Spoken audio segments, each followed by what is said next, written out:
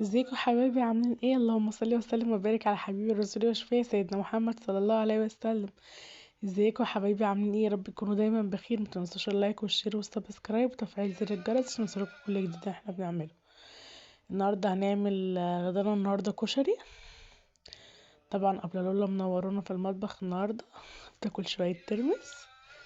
معايا كده 3 بصلات هقشرهم واقطعهم عشان اعمل البصل البصل المقرمش الورد.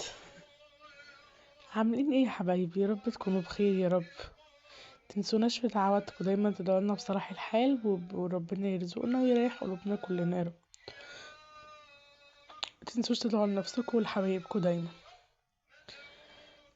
طبعا لولا كانت قاعده معايا النهارده في المطبخ فكانت قرفاني، فانا عماله ابعدها واقول لها خدي طب الترمس روحي اقعدي بره، روحي اتفرجي على الكرتون، لحد ما اقتنعت ان هي تقف ورا التليفون وهو بيصور.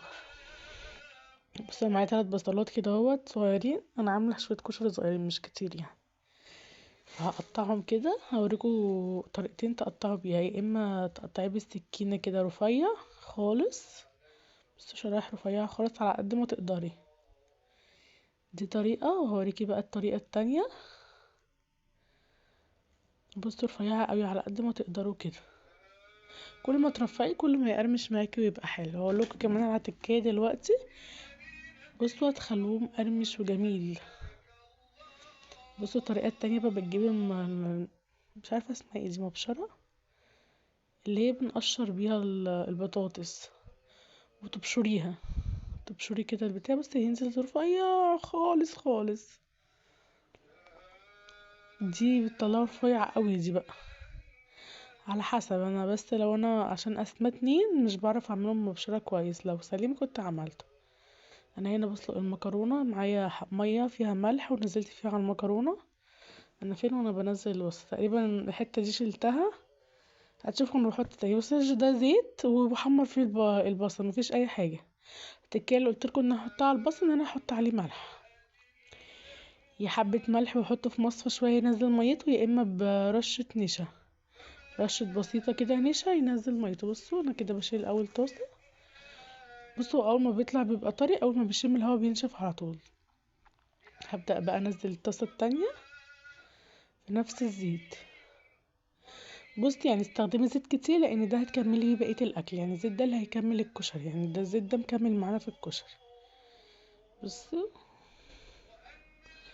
طلعوها بقى كده.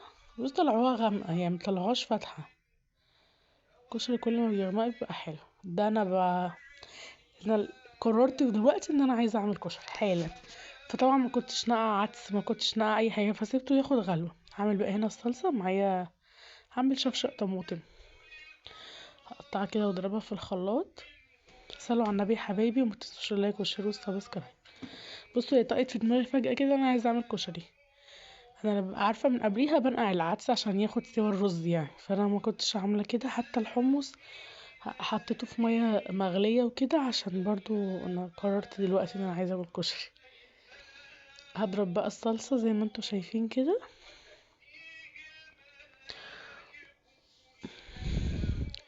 بصوا انا المصفى بتاعت اللي صفيت فيها البطاطس حطيتها على الحلة اللي هعمل فيها الصلصة. فهتلاقوا البصل في الحلة هو اللي وقع.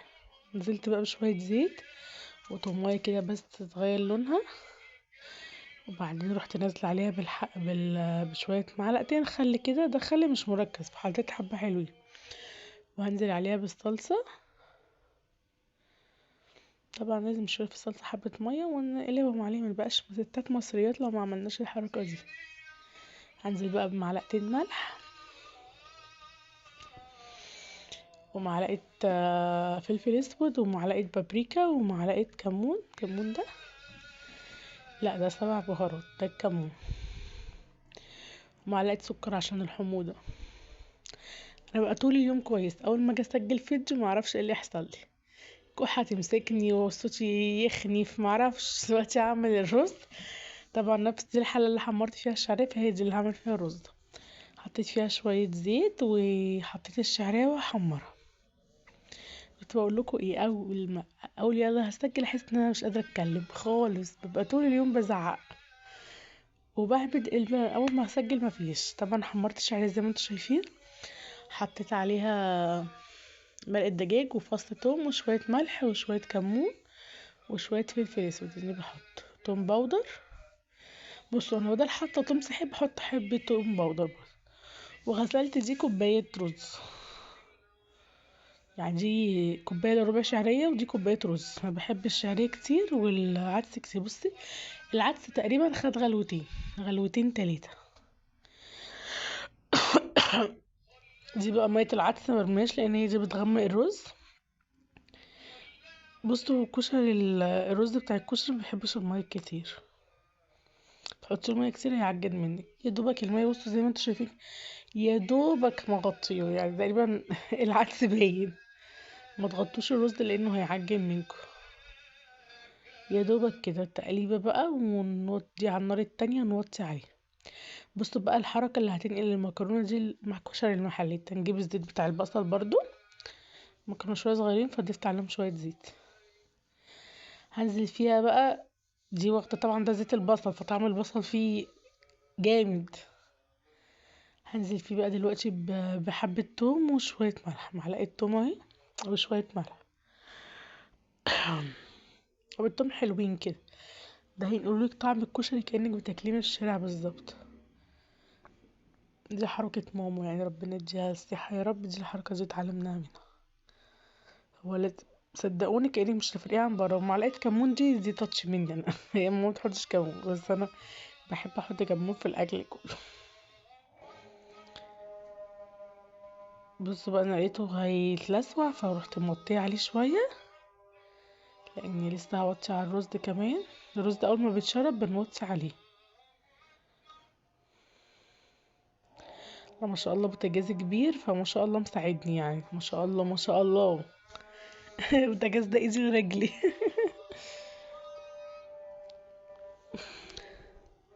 اللهم صل على النبي، صلوا حبايبي على النبي يا حبايبي.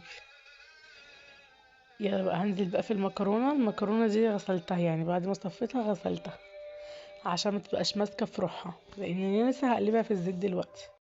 هقلب بقى في المكرونه زي ما انتوا شايفين كده يا حبايبي. يا رب. مش عارفه هو بطأ كده ليه، بس هو قلبوه يعني قلبوه على مهلكه خالص. خلاص كده قلبناه كويس. خلاص دي بقى الصلصه بعد ما استبكت. بصوا جميله ازاي. احنا كده خلاص خلصنا الكشري. اسهل كشري والله العظيم. انا الكشري بالنسبه لي سهل جدا برغم ان مواعينه كتير، بس الكشري بالنسبه لي سهل جدا يعني. تقريبا والله العظيم في اقل من ساعه، في اقل من في اقل من ساعه الا ربع ببقى خلاص عشان ما اوفرش. بصوا ده بقى رز مفلفل وجميل ازاي. انا لسه طافيه عليه فهو ببخاره. بس مفلفل وجميل وحبايه خلاص ما صاحبتها. ودي المكرونه جربوا تعملوها بالثوم كده وشويه ملح هتفرق معاكم اوي في الطعم. هنعمل بقى الدقه دي. طبق حطيت فيه شويه خل وشويه عصير ليمون واحط معلقه كمون دي اساسيه. احط بقى دلوقتي الكزبره، كزبره ناشفه معلقه صغيره كده. رحت اجيبها، لا جبت التوم الاول. جبت شويه توم دي كانت اخر حبه عندي في العلبه فانا حطيت المعلقه بتاعه التوم فيها. صلي وسلم. شويه ملح. صلوا حبايبي على النبي. حبايبي ما تنسوش اللايك والشير والسبسكرايب وتفعيل زر الجرس عشان يوصلكوا كل جديد انا بعمله. اشتركوا كده حبايبي في القناه، ساعدونا كده نكبر بيكم. وشويه فلفل وشويه ميه. قلب قلب قلب قلب. انا بدوق بس الملح ايه، لقيت ملحها حلو الحمد لله. هنعمل بقى الشطه. بصوا الشطه بالنسبه لي سهله، هما معلقتين صلصه لان انا وجوزي بس مفيش حد غيرنا يعني اللي ياكل شطه. وبجيب بطرمان الشطه انزل فيه بقى بمعلقتين كده 3 شطه واقلبها واحط لها شويه زيت بس على كده. اسهل مما تتوقع. عايزين بقى تحمروها بقى وكده، دي شويه دقه، هتطلع حبه دقه اللي هي اللي انا لسه عاملاها معاكم، قلتها في ازازه. عايزين بقى تحطوا لها بقى تحمروا الشطه، ولو انتوا بتحبوها زيت وكده هتحمروا، تجيبوا شويه زيت تحمروا فيه الشطه، وتحطوا بس معاها شويه ملح عشان ما تموتوش من الريحه ومعلقتين صلصه، وخلاص على كده تحب. وده بقى شكل الكشري بعد ما خلص، وكنا عاملين جنبه حمص، وبكده بقى نبقى خلصنا. متنسوش اللايك والشير، وباي باي.